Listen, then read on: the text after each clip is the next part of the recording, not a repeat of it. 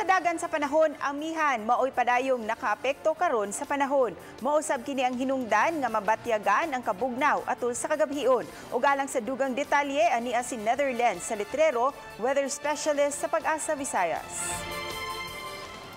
Mayong hapon sa tanan, mao kini ang kahimtang sa ato ang panahon. Northeast monsoon o amihan ang nakaapekto sa atong nasod na mo'y nagdala sa kabugnawon sa atong panahon.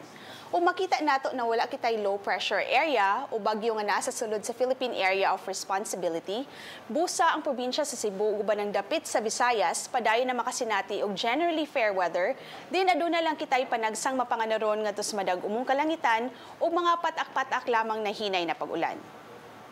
Para sa kahimtang sa atong hangin o kadagatan, kasarangan nga kusog na paghuros sa hangin ang magpasulabi sa Central ug Western Visayas, din ang wave height posibleng moabot ngadto sa 4.0 meters. Samtang ang Eastern Visayas kusog na paghuros sa hangin ang magpasulabi nga gikan sa amihan ng silangan ug ang kadagatan kusog usab ang pagbalod.